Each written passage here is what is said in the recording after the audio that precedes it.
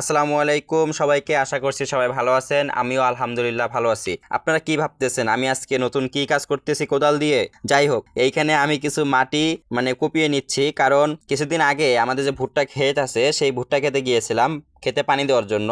পানি দিতে গিয়ে যে আঙ্কেলের মোটর দিয়ে আমরা পানি দেই সেই আঙ্কেলের বাড়ির দিকে একটু গিয়েছিলাম, গিয়ে দেখি মাশাল্লাহ ভাই এত সুন্দর ফুল ফুটছে, গাঁদা ফুল দেখে একদম মনটা জুড়ায়া যায়। যাই হোক, গাঁদা ফুলগুলো এত সুন্দর লাগছিল, আমার কাছে বড় বড় হয়। আপনাদেরকে ভিডিওতে দেখাইতে পারি নাই কারণ আমি ফোনটা নিয়ে যাই নাই সেইখানে সেদিন। যাই হোক, ফোন না নিয়ে যাওয়ার কারণে আপনাদেরকে দেখাইতে পারি নাই। তবে আমার বাড়িতে যদি ফুলগুলো হয়, দোয়া করবেন যেন ফুলগুলো হয়, গাছগুলো হয়ে যেন ফুল হয়, তাহলে আপনাদেরকে অবশ্যই দেখাইতে পারবো। যাই হোক, সেখান থেকে আমি কিছু গাঁদা ফুলের বীজ নিয়ে আসি, শুকনো শুকনো বীজগুলো। এগুলো এনে মাটি সুন্দর করে একদম কপিয়ে টপিয়ে নিয়ে একদম ঝরঝরে করে নিয়েছি।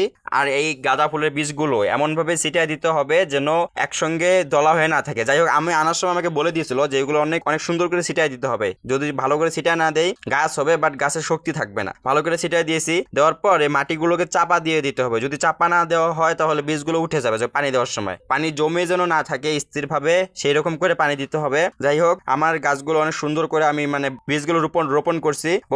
যাই হোক, আমার জন্য দোয়া করবেন যেন গাছগুলো সুন্দর করে হয়ে ওঠে। হওয়ার পর আপনাদেরকে অবশ্যই আপডেট জানাবো। যদি ভিডিওটি ভালো লাগে অবশ্যই লাইক কমেন্ট শেয়ার করতে ভুলবেন না। অনেকদিন পর আবার শুরু করছি যেহেতু, তাই আপনাদের সমর্থনই আমার বড় শক্তি। সবাই ভালো থাকবেন, ধন্যবাদ, আসসালামু আলাইকুম।